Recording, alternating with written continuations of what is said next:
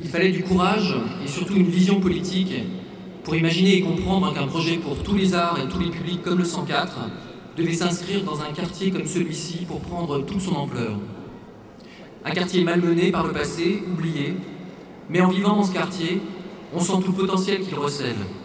Il est riche, riche des couches d'histoire successives qui en font aujourd'hui l'un des quartiers les plus cosmopolites de Paris, fort de l'énergie de sa jeunesse.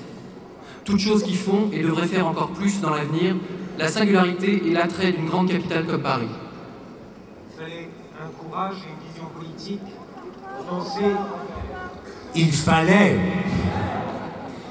un courage et une vision politique pour penser que l'art et la culture sont des biens de première nécessité. Alors que les manipulations économiques inquiètent et menacent, imaginez qu'aujourd'hui l'apprentissage des arts et des cultures du monde entier peuvent nous faire voir et comprendre une autre représentation de la planète, une représentation faite de relations et d'échanges humains. Du courage aussi pour confier à deux artistes la mise en scène d'un projet qui met au centre la transmission entre les artistes et les publics.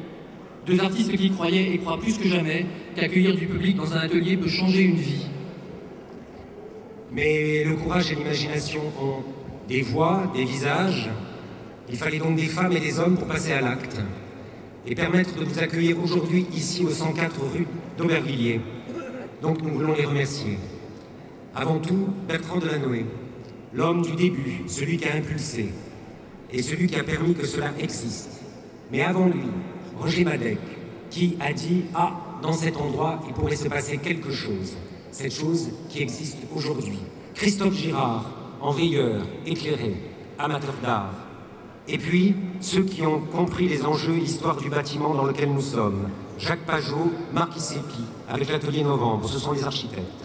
Ils ont transformé le lieu de travail du service municipal des pompes funèbres en un site magnifique, vous le voyez aujourd'hui. Un site de rencontre et de découverte de l'art à Paris, avec intelligence et exigence. Merci à eux. Mais c'est aussi grâce à l'obstination, à la rigueur des équipes municipales qui ont permis qu'un tel projet, un tel chantier soit réalisable en un temps record. Ce sont des gens du quartier qui peu à peu ont compris notre projet en ayant envie que ce lieu renaisse et soit un moyen de créer dynamique et développement. Et comment tout ça serait réalisable s'il n'y avait pas une équipe à nos côtés depuis le début?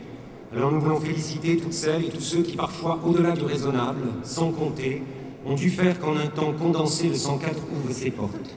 Ils sont à la technique, à l'administration, à la communication, au lien avec les publics, aux relations commerciales. Une même passion les anime, la transmission, le mieux vivre ensemble grâce à la fréquentation de l'art par tous les publics.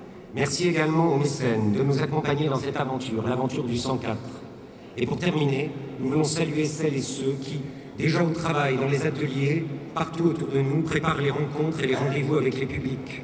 Je veux parler des artistes. Ils sont la raison d'être du 104. Ce sont les passeurs et sources d'énergie. Avec les artistes et les publics, le 104 ouvre. Donc, longue vie au courage et aux visions. Au nom de tous, nous sommes fiers de pouvoir dire aujourd'hui « Bienvenue au 104 ».